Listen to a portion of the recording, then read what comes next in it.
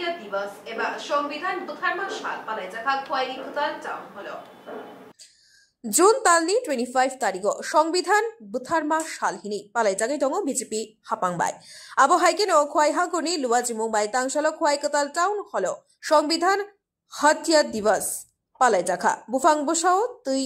लुमानि बिसिंथि पान्डानो जेंसोइ रिखा हास्तिनि बलं बेदेकी मंत्री अनिमेश देबबर्मा पान्डाव बनकारि बोमानजाखा एमएलए पिनाकी दास चौधुरी खवाइ हांगुनि आलाइदा हांकर फाव फिजित चक्रवर्ती हांकर नाइख्राइनि आजफां सत्य रंजन दास नखबै कबनि आदंत्र पान्डाव खवाइ बखाक्सिनि बांमा रंनकनि स्रंनाय चिक्रक बोमानजाखा तो এই যে বিষয়টা যে 25 জুন 1975 দেশের মধ্যে জরুরি আইন ঘোষণা করলো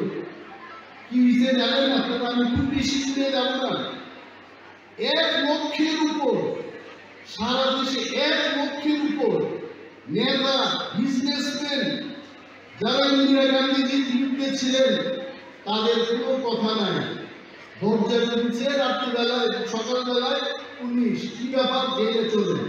কারণ আপনি দেশের বিরুদ্ধে আপনি যদি বাইরে থাকেন এই দেশের অনেক থ্রেট হতে পারে আমাদের কয়েক গ্রেপ্তার হয়েছেন তখন হরেন্দ্র শাহ ইফাইন ভাই উনি গ্রেপ্তার হয়েছেন চোপড়া ব্রাদার্সের মালিক উনি গ্রেপ্তার হয়েছেন আর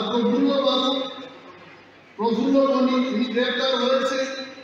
সুদীপ রায় বর্মনের পিতা সমীর বর্মন উনি গ্রেপ্তার হয়েছেন আমাদের বর্তমান মুখ্যমন্ত্রী উনার বাবা বিজনেসম্যান শ্রী মাখনলাল সাহানি গ্রেপ্তার হয়েছেন কোনো কথাই নেই সারা দেশের মধ্যে 1 লক্ষের উপরে জেপি বলেন নাড্ডাজি বলেন বললেন তো অনেকগুলো নাম কেউ আগে রেহাই পাননি সব জেল এই যে অবস্থা তারপর 77-এর 21 মার্চ পর্যন্ত এই জরুরি অবস্থা ভারতবর্ষে 21 মার্চ 21 মান্থ এই দেশের মধ্যে ইন্দিরা গান্ধীজির হাতে পাওয়ার ছিল আর ওনার ছেলে সঞ্জয় গান্ধীর অবস্থা তো বলে আর লাভ নেই এত লাফালাফি দেশের মধ্যে আমি বলবো না এরা আমি যা করেছে দেখেছি বিশাল এই দেশের মধ্যে ক্ষমতা নিয়ে তারা চেষ্টা করেছেন যে দেশটাকে তাদের ব্যুরো রিপোর্ট